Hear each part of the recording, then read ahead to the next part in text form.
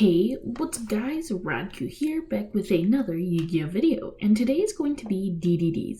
Now, I tried to make this deck earlier, this is an update to the deck, but I just didn't get a chance to get the video out. So, the thing is that this deck is super good. Being able to set up disruption boards with like 2 negations, a Buster Lock, and 2 fusion monsters, which is really good in most decks. So yeah, without further ado, let's jump right into it. Starting things off for the Pendulum monsters, 3 copies of DDD Savant Kepler. Its pendulum effect isn't very good, but its normal effect is when it's normally special summoned, you can either target one other DD card in your you control, return it to the hand, which can actually be good, meaning that you can return cards like Swirl Slime to your hand, or even a Pendulum card, which actually can be very good. Or you can add 1 Dark Contract from your deck to your hand, which is even better, because that means you can search out your searcher, and your searcher will search what you need. And all in all, this card's really good, being a scale 10, and it's a really good play starter. Then I played 3 copies of Oblivion King Abyss Ragnarok, a great extender. After you've done a lot of your combo plays, you can use its effect. It has special summon effects like crazy, and it's all in all pretty good. Plus it's a good beat stick for the deck, which the deck desperately needs. I'm joking if you can't tell. Then I played 2 copies of DD Savant Kepler, or Thomas. So Thomas is actually kind of decent. During your main phase, you can target add 1 face-up DD monster from your extra deck to your hand, and then its normal effect, you can target 1 DD Pendulum monster, destroy it, and if you do special summon 1 DDD from your deck in defense position, which is super broken. You could run a different DD monster in your extra deck, but really your main target for this is going to be your Ragnarok, which is actually a great play starter. Plus this sends it to the extra deck, meaning that if you can bounce this back to your hand with Kepler, you can actually set it to the pendulum scale, then add back your destroyed card, which is actually pretty good. Then I played 2 copies of Chaos King Apocalypse. I play this card just because it looks awesome. Also, I play it because it has a decent special summon effect from the Pendulum Zone. Its normal effect is okay, but I really don't play it for that. Then I play 2 copies of Savant Copernicus. This keeps you from taking damage from your Dark Contract cards, which, I mean, taking burn damage isn't that bad, because you're getting once per turn really good effects off of them, so it doesn't really matter. Then play 2 copies of Savant Galilei. This is your scale 1 in the deck. There's not really much else, but it does have an effect where during either player's turn you can discard this card, then target 1 DD or Dark Contract card you control, return it to the hand, which is actually pretty good, meaning that you can use, or you can add back your Dark Contract cards and avoid taking the damage, so that's pretty good. That is it for the Pendulum monsters. Pendulum monsters has a decent lineup, but you're not really going to be pendulum summoning a ton in this deck because your monsters are mostly level 1 and 2. So keep that in mind. You're not really going to pendulum summon except other pendulum monsters, so really this is the pendulum deck. Then I played 3 copies of Lamia. This is the main combo piece of the deck and is the most important card in the deck. So on top of it being a tuner and a great target for Hulk, it has a great special summon effect where you can target 1 DD or Dark Contract card from your hand or field, send it to the graveyard, then special summon this card.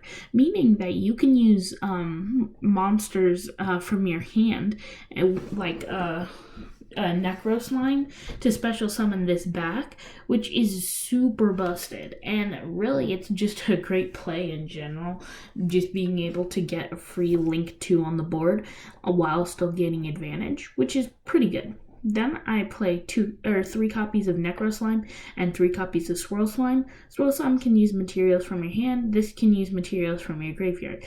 Meaning that if you draw into a Lamia, a Necro Slime, and a Dark Contract with the Swamp King, you could actually go full combo, activating Swamp King to fusion summon using these two. Then you go into a Flame King Genghis. You use the effect of Lamia to send King to the graveyard to special summon it back. Trigger the effect of Genghis to special summon back Necro. Then you can use both of them for link plays to go into Hulk.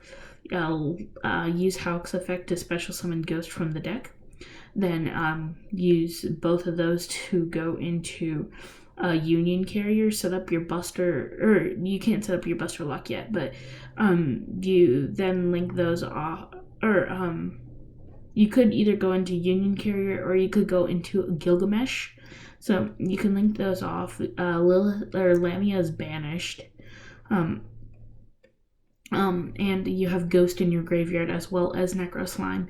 You use those two to go into a fusion play into Beowulf, and then you end your board off with a Gilgamesh, 2 monsters in the Pendulum Zone, and 2 fusion monsters, which is pretty good for just a 3-card combo. Then I play 2 copies of DD Ghost. Ghost is actually pretty good because it's got some graveyard recurrence. If this card is sent to the graveyard, target 1 Dark Contract card in your graveyard. Send 1 card from your deck to the graveyard with that name. That's not a best effect, but it's a fine. Then if this card is banished, you can target 1 of your banished DD monsters, except Dark Contract cards, except DD Ghost, return it to the graveyard, which is actually pretty good, meaning that you can abuse Necro Slime. Even though Necro Slime is a once per turn, you can still abuse it pretty well. 1 copy of Dragon Buster Destruction Sword to set up your Buster Lock with Union Carrier, which is pretty good. That is it for the monsters.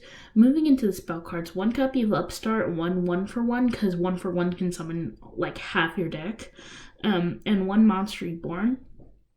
So going back to 1 for 1 can summon Lamia. You can use Lamia to go into Link Karibo, and then you're almost always, every turn, going to draw into at least 1 of your DD monsters. Like, it's almost guaranteed.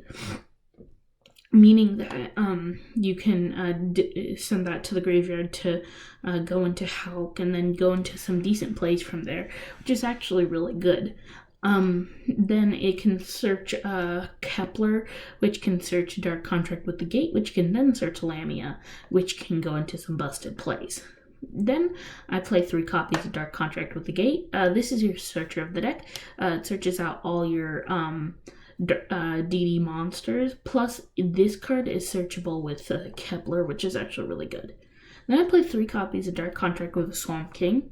This isn't actually like mandatory, and it isn't usually played, but I really want to see this in my opening hand because it's a great fusion spell. Like, it's not good in terms of poly good, but it's good because it sets up a Dark Contract on the field for me to gain advantage with Lamia, and then if I have a Necro Slime in my hand, full combo right there. Then I play 3 copies of Allure of Darkness. Whole deck is dark, and you play so many dark monsters. Like, you can stand to banish 3 of them. Then I play 3 copies of Pot of Desires.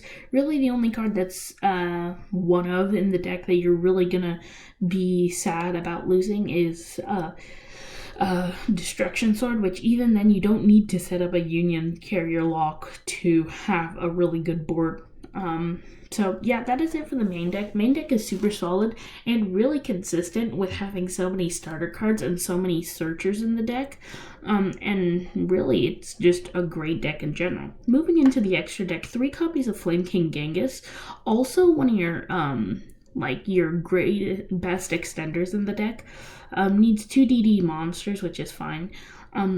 So its effect is when a DD monster is special summoned, you can special summon 1 DD from the graveyard, which is super good. Like I said, it gets you into some great plays with Necro Slime and Lamia. which is super busted.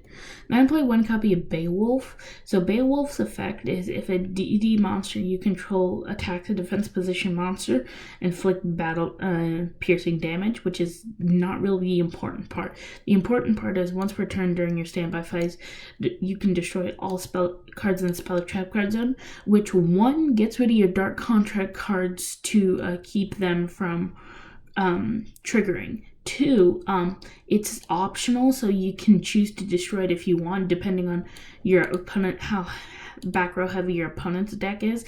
And 3, it gets rid of all your opponent's cards too, which is super busted. Then I played 2 copies of Siegfried. I really don't know why I played 2 copies of Siegfried, but really a better option would be playing 2 copies of Boral Savage Dragon, or playing 1 copy of this. This card just gets rid of your spells and trap cards, which is meh. Now I play 1 copy of DD Gus King Alexander. It has a similar effect to Genghis, where it can if another DD is normal or special summoned to your field while this card is face up, you can target 1 level 4 or lower DD monster in your graveyard, special summon it, which is very similar to Genghis. But the thing is that you can more consistently get into Genghis because it's super easy to summon this with this deck, like with Swirl Slime, Lamia, Dark Contract. Really, it's super easy to summon and a lot easier than Alexander, which you might not even be able to summon Alexander. You can summon it with Ghost and like a Copernicus, but other than that, you really can't summon it out that often. But it's a good option to go into if you can pull it off. So then I play 1 copy of Gust High King Alexander. Basically gains 3,000 attack and has the same effect. Doesn't really matter. 1 copy of Borreload Savage Dragon. This deck can set this card up pretty easily. You could get 2 Genghises on the field, then use one of your tuners in the deck to go into it, like Ghost, because it'll bump it up from 6 to 8, which is pretty good. So yeah, it's pretty easy to go into, and it's easier to summon out your tuners than the deck. So for the Link monsters, 1 copy of Gilgamesh, 1 copy of Cross Sheep, because this deck plays so many different options, especially the fusion option, which is really good. 1 copy of Hulk, because you can special summon any of your tuners, including Lamia, which can really help your plays continue through. 1 copy of Union Carrier, because you can set up Buster Lock super easily in this deck. 1 copy of Saryuja, because if you really wanted to, you could just pendulum summon and then go into Saryuja pretty easily. Then just draw 4 cards, selectively mill until you have the right hand, then go into your really good combo plays from there. And then 1 copy of Link Karibo. This is actually really good in this deck because your 2 starter cards, Savant Kepler and Lamia. Lamia and Necro Slime are both level 1, and they have graveyard effects. So Lamia can special summon it back, and having Link Karibo as an option to just normal summon Lamia is actually really good. So that is it for the deck. I did make a few changes, and I hope you like them. So please like, subscribe, share, comment, let me know what you thought, and let me know if there's anything you would change about it. Would you switch up the Synchro lineup? I think the Link lineup is pretty good, but would you change this at all? And yeah, that's pretty much it, and I'll see you in the next Yu-Gi-Oh video. Peace, guys.